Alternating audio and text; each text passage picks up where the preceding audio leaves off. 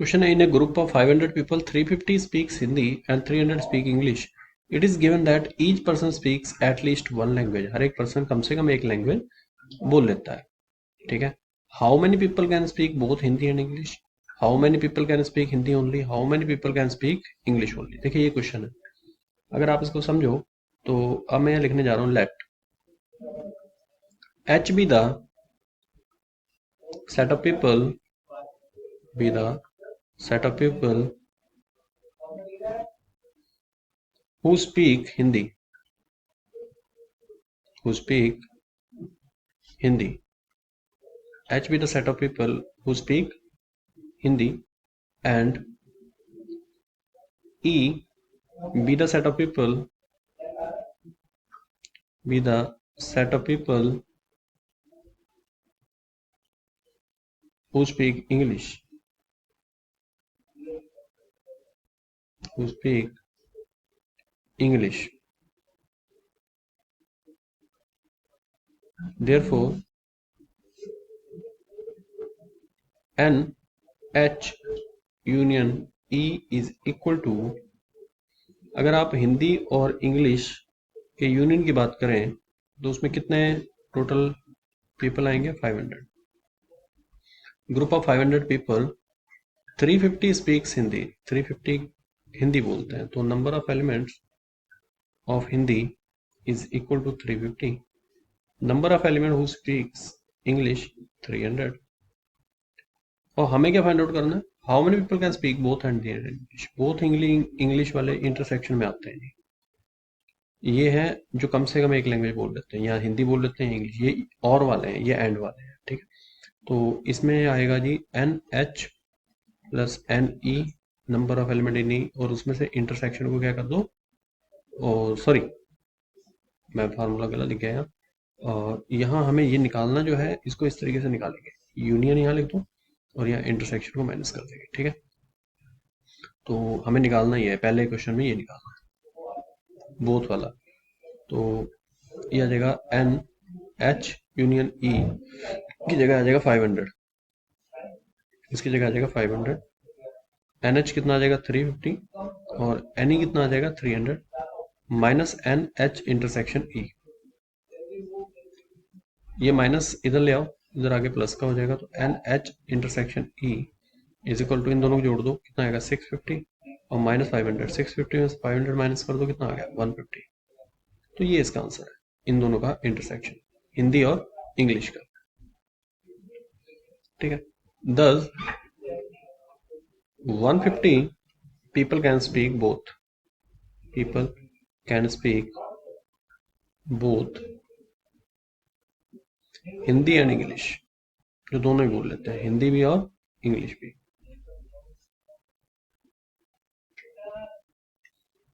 अब बात करते हैं आगे, second number. 10 150 people can speak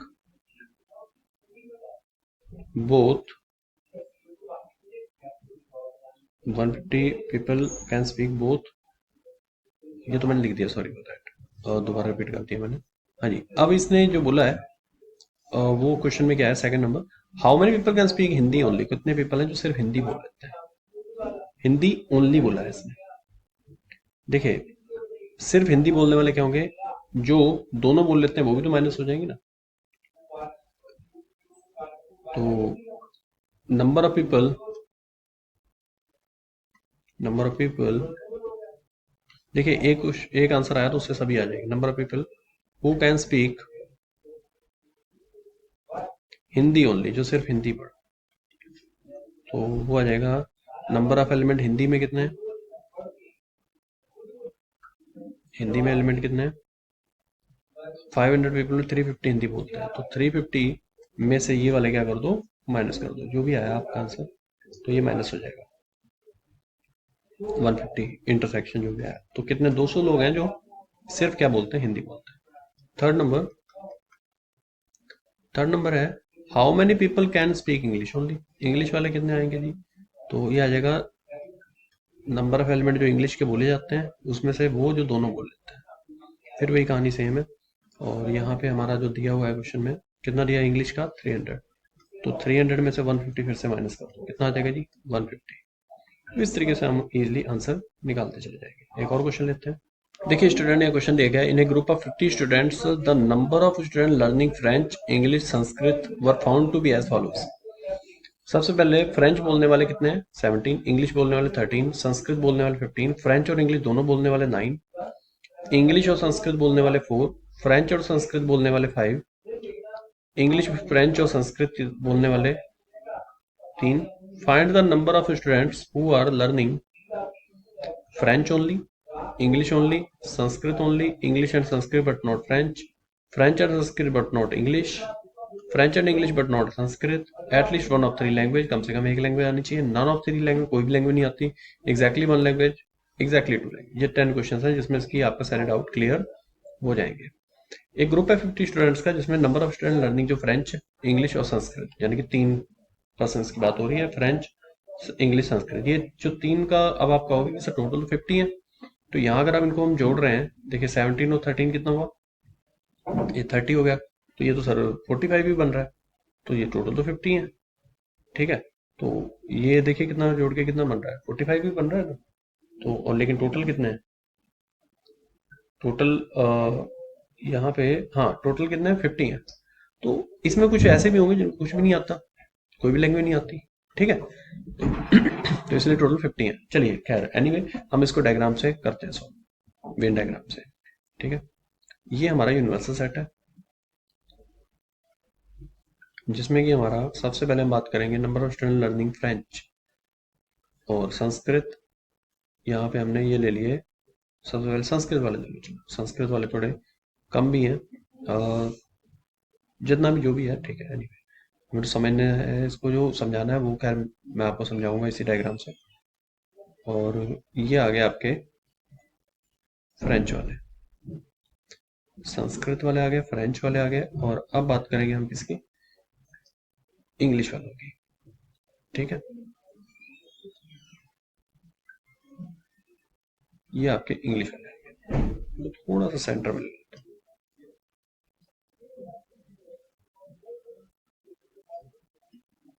ये इंग्लिश आ गया। अब देखिए जरा ध्यान से समझने की कोशिश करिए इसको, कि जब हम बात कर रहे हैं फ्रेंच ओनली की, या पहले एबीसीडी ले लेते हैं ना, A B C D E F G ऐसे ले लिया। In a group of 50 student number of student learning French English and Sanskrit, ये तीनों वर फाउंड विद दिस। तो देखिए ये हमने ऐसा क्यों किया, इसका भी रीजन है। Number of element universal set में कितने हैं, यूनिवर्सल सेट में तो 50 है, यूनिवर्सल सेट में 50 है। फ्रेंच वाले कितने, 17 है। इंग्लिश वाले कितने, 13 है। और संस्कृत वाले कितने हैं, संस्कृत वाले 15 है। तो ये बताइए कि नंबर ऑफ एलिमेंट, अच्छा इसके सामने जरा लिख देते हैं, जरा बढ़िया रहेगा। हाँ, ये देखिए इसी के सामने लिख देते हैं, फ्रेंच एंड इंग्लिश वाला है, फ्रेंच एंड इंग्लिश का मतलब एन एफ इंटरसेक्शन ई, कितना दिया है 90 होगा। ठीक है, ऐसे ही इंग्लिश का इंटरसेक्शन संस्कृत के साथ कितना दिया हुआ है 4, फ्रेंच का इंटरसेक्शन संस्कृत के साथ कितना दिया हुआ है 5 दिया हुआ है। इंग्लिश फ्रेंच और संस्कृत तीनों की बात कर रहे हैं, इंग्लिश फ्रेंच संस्कृत, ये 3 आ जाएगा। Find the number of students who are learning French only, English only, Sanskrit only, इस तरीके से इनको करना है। तो सबसे पहले अगर इस फिगर को ध्यान से देखो तो ए कौन है, ये ए की अगर मैं बात करूं तो ए तीनों का इंटरसेक्शन है, एन एफ ई एस, इन तीनों का इंटरसेक्शन है। ठीक है, ये इन तीनों का इंटरसेक्शन है, एफ ई और एस का। और इसकी वैल्यू कितनी है, इसकी वैल्यू हमें देखना होगा। देखिए ये हमें कैसे निकालना है, ये भी सिंपल है, इसने दिया हुआ है वैसे तो। इंग्लिश, फ्रेंच और संस्कृत वाले कितने हैं, 3। तो इस ए की वैल्यू वैसे कितनी दे रखी है, 3 ऑलरेडी हमें दे रखी है। चलिए, पहला क्वेश्चन था फ्रेंच ओनली वाले, इंग्लिश ओनली, संस्कृत ओनली। चलिए इनको करते हैं वन बाय वन सभी को सॉल्व, और जो वैल्यूज हमें निकालनी है वो भी साथ साथ हम लिख देते हैं। सबसे पहले हम बात करते हैं यहाँ से फ्रेंच और इंग्लिश का इंटरसेक्शन। फ्रेंच और इंग्लिश के इंटरसेक्शन में कौन कौन आ रहा है, ए और बी दोनों आ रहे हैं। तो ए प्लस बी की वैल्यू कितनी दी हुई है, 4, है ना। ए प्लस बी की वैल्यू कितनी है, 4। ए और डी दिए हुए, सॉरी फॉर दैट, मुझे लग रहा है कुछ गड़बड़ हो रही है। हमें बात कर रहे थे फ्रेंच और इंग्लिश की ना, तो नहीं, फ्रेंच इंग्लिश में तो ए प्लस बी आएगा, और फ्रेंच और इंग्लिश का 9 दिया हुआ, sorry, A plus B equal to 9। ठीक है, तो ए प्लस बी की वैल्यू कितनी है, 9 है, और ए की वैल्यू हमें पता है, अभी हमने निकाली, कितनी है, 3। तो 3 प्लस बी इक्वल टू कितना आ गया, 9। बी इक्वल टू आ गया 6। ऐसे धीरे धीरे सबकी वैल्यू निकाल लेते हैं। तो ए की जगह आ जाएगा, ए की वैल्यू मैं यहाँ लिख देता हूँ, ए की वैल्यू आई है 3, बी की वैल्यू आई है 6। अब हम सी की निकालेंगे। ए प्लस सी कितना है, यानी कि वो बच्चे जिनको इंग्लिश और संस्कृत दोनों आते हैं, वो कितने हैं, 4 है। तो सी की वैल्यू तो यहाँ से 1 हो जाएगी, तो सी लिख दो 1। ठीक है, और फिर हम बात करेंगे, ऐसे सभी की वैल्यू निकाल लेते हैं, ठीक है, फिर ज़्यादा हमारे लिए ईजी हो जाएगा क्वेश्चन।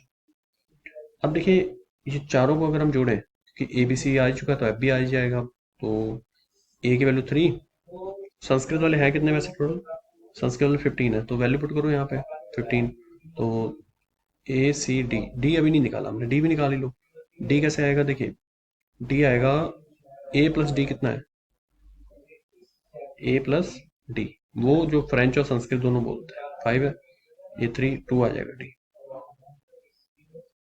ठीक है, तो डी भी आ गया हमारे पास, ए बी सी डी आ गया। अब इनकी वैल्यू पुट करो, इनकी निकालते जाओ। संस्कृत कितने हैं टोटल, संस्कृत वाले हैं जी 15, तो इन सबको जोड़ो।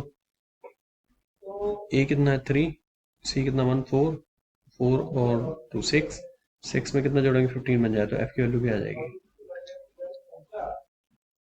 तो यहाँ से एफ की वैल्यू हमारी आ रही है, आप देखिए यहाँ से एफ की वैल्यू आ जाएगी 9। अब ई निकालते हैं। ई देखिए, इन सबको जोड़ेंगे, फ्रेंच वाले आ जाएंगे सारे, है ना, ये तो संस्कृत वाले थे। फ्रेंच कितने बोल लेते हैं, 17, तो इन सबको जोड़ो, ए बी डी को जोड़ो, 9 तो 11, 11 में कितना जोड़ेंगे, 17 बन जाए, 6, तो ई भी 6 आ गया। ठीक है, एफ आ गया। जी निकालते हैं, जी, जी कैसे आएगा जी, जी यहाँ से आ जाएगा, इन सबको जोड़ो, A B C G, A B C G जोड़ो, A B C G, A B C, A B C कितना, 3 प्लस 6 9 प्लस 1 10, 10 में क्या जोड़ें कि इंग्लिश में 13 है, 3 आ जाए, 3 आएगा जी। ठीक है, ये भी आ गया। अब क्या बचा, A B C D E F G, सभी आ गए, अब तो बचे क्या। ठीक है, जी भी हमने निकाल लिया। अब जो जो आंसर क्वेश्चन हैं वो करते हैं। पहला क्वेश्चन है फ्रेंच ओनली, जो सिर्फ क्या बोलते हैं, फ्रेंच। तो ये फ्रेंच ओनली वाला कौन है, एफ है, कि सॉरी, फ्रेंच ओनली वाला ई है। तो ई की वैल्यू कितनी है, 6, तो इसका पहले का आंसर क्या आएगा, 6। तो ये तो ई है, ई की वैल्यू कितनी आ गई, 6। इंग्लिश ओनली, सिर्फ इंग्लिश बोलने वाले, इंग्लिश बोलने वाला सिर्फ जी है, जी की वैल्यू कितनी है, 3, तो जी की वैल्यू 3 आ गई। संस्कृत ओनली, संस्कृत वाले कितने, एफ, यानी कितना आएगा, 9। ठीक है, तो इस तरीके से आप लिखते चले जाइए। फिर English and Sanskrit but not French, English Sanskrit but French नहीं। तो इंग्लिश संस्कृत बोलेगा बट फ्रेंच नहीं बोलेगा, फ्रेंच नहीं बोलेगा, तो इंग्लिश संस्कृत वाले जोड़ लो, इंग्लिश संस्कृत वाले सारे जोड़ लो, फ्रेंच वाला नहीं आना चाहिए इसमें। तो फ्रेंच वाला तो ई है ना, तो लेकिन ये सब इसमें आ रहे हैं ना, ये सब इसमें आ रहे हैं जी, ये फ्रेंच भी तो बोलते हैं, तो इसमें बोला गया English and Sanskrit but not French. तो ये तो फ्रेंच भी जानता है ना, डी, डी डी वाला जो आ रहा है वो फ्रेंच भी जानता है, ए वाला भी फ्रेंच जानता है, बी भी जानता है, तो एफ सी जी को जोड़ दो बस, एफ सी जी। तो एफ सी जी में क्या आएगा, एफ 9 है, 9 प्लस 1 10, 10 प्लस 3 13, तो एफ सी जी जोड़ा 13 आ गया।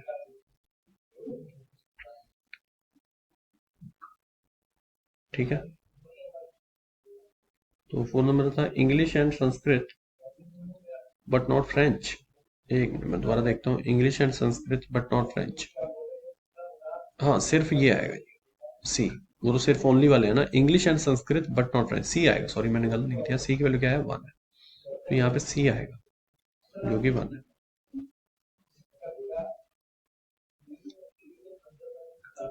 French and Sanskrit but not English, French and Sanskrit but not English,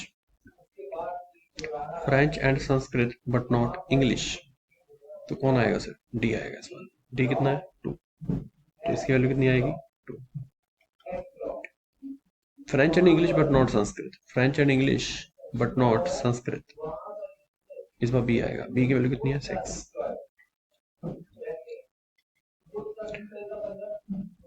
अब इसमें है एटलीस्ट 1 ऑफ 3 लैंग्वेज, कम से कम उसको एक लैंग्वेज तो आनी ही चाहिए। तो A B C D E F G सारे जुड़ जाएंगे इस बार, कम से कम एक लैंग्वेज वाले हैं ना, तो यहाँ पे 2 वाला भी आ जाएगा, 3 वाला भी आ जाएगा। ठीक है, तो A B C D E F G सबको जोड़ दो, और जब आप सबको जोड़ोगे तो यहाँ से वैल्यू क्या आ रही है, यहाँ से वैल्यू आएगी 30। 8 नंबर नन ऑफ 3 लैंग्वेज, कोई भी लैंग्वेज नहीं आनी चाहिए, कोई भी लैंग्वेज नहीं आनी चाहिए। तो टोटल कितने हैं 50 है, उनमें से 30 क्या कर दो माइनस कर दो, कितना है 20, 30 ये वाला माइनस कर दो। ठीक है, एग्जैक्टली 1 लैंग्वेज, एग्जैक्टली एक लैंग्वेज वाला पर्सन चाहिए हमें, एग्जैक्टली एक लैंग्वेज चाहिए। एग्जैक्टली एक लैंग्वेज का मतलब है ई एफ जी, क्योंकि या तो फ्रेंच अकेली निकली, या संस्कृत अकेला, या फिर जी, ई एफ जी जोड़ दो, 6 9 और ये 18 आ जाएगा। एग्जैक्टली 2 लैंग्वेज, बिल्कुल एग्जैक्ट 2 लैंग्वेज आनी चाहिए। तो 2 एग्जैक्टली लैंग्वेज वाला एक डी है, सी है और बी है, बी सी डी। 6 + 1 + 2 7 2 9, तो यहाँ पे 9 आ जाएगा। ठीक है जी, तो ये हमारा आंसर है। Thank you.